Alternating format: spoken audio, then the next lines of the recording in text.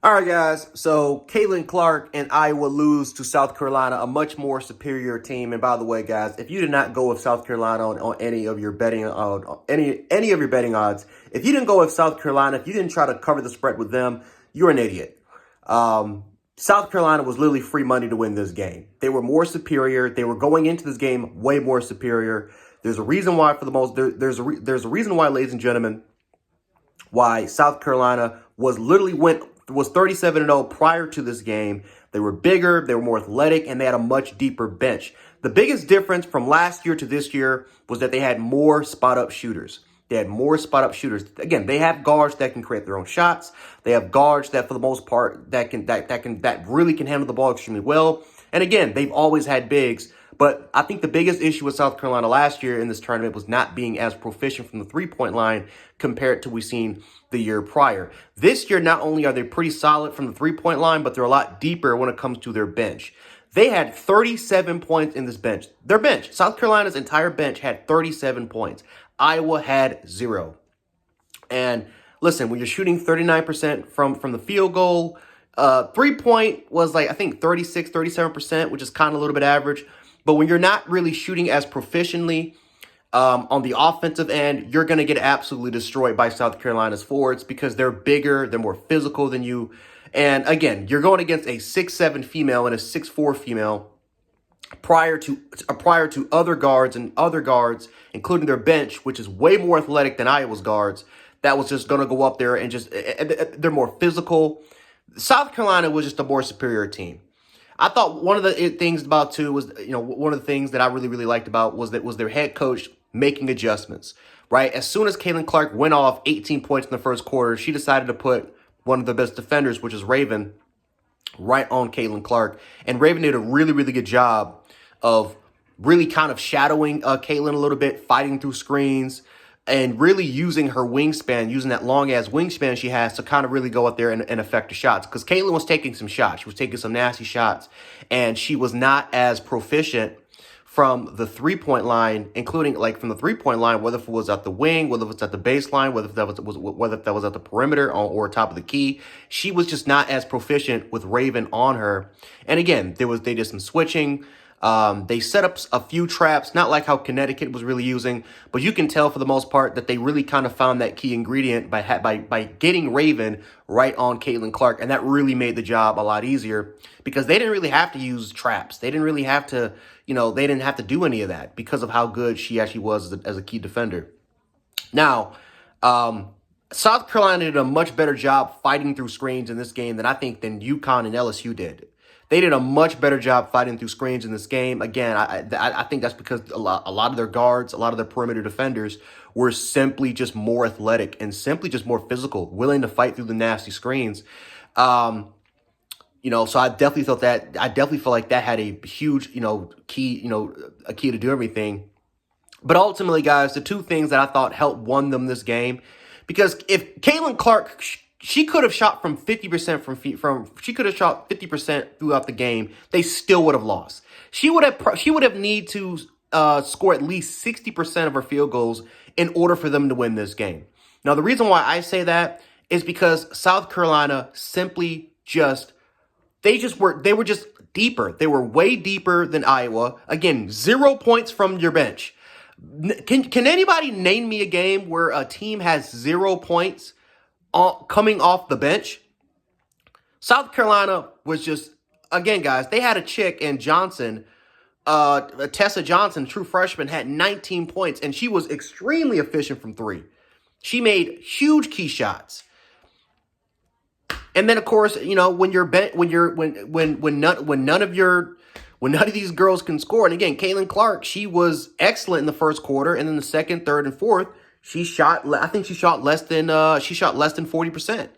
She was not as efficient. As soon as they made those defensive adjustments, Caitlin was just not the same player. Now, Caitlin became more of a key contributor as far as trying to follow up with through balls and, for the most part, making some really, really good touches on the fast break, and these Iowa players just couldn't really capitalize on it. Now, I'm not going to be one of these people that's going to sit up and say, well, Iowa doesn't, they're not a great team, because ultimately you don't get to 2 national championships if your team is not really, really good, right?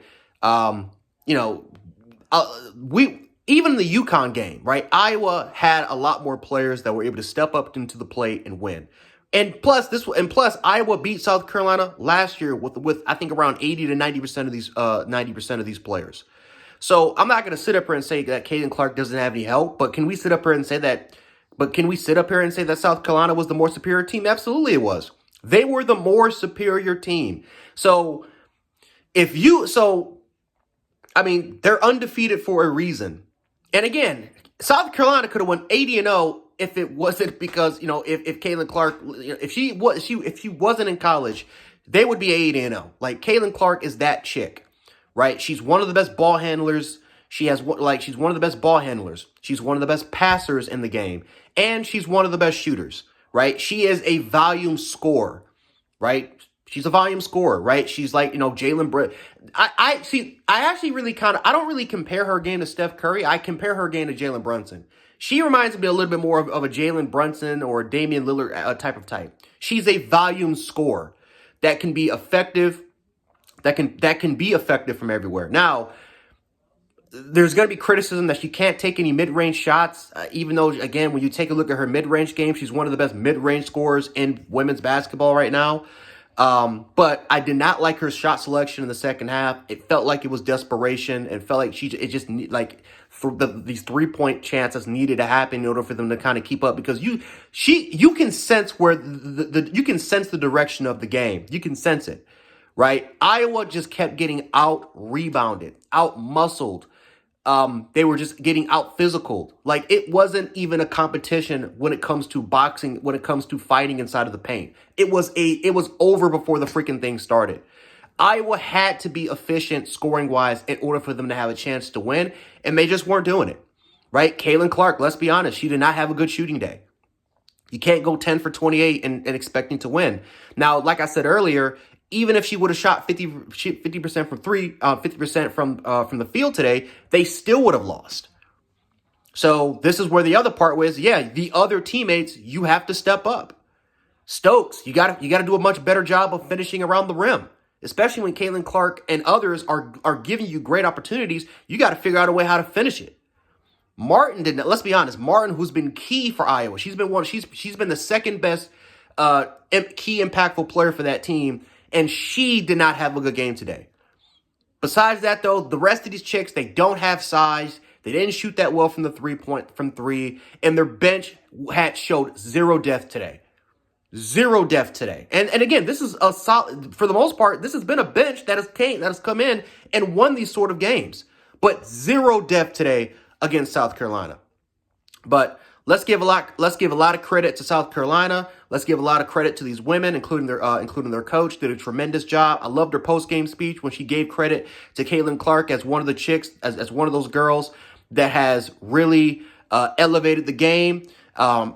Again, Angel Reese, kind of the same situation. She has helped really elevate this sport as far as popularity.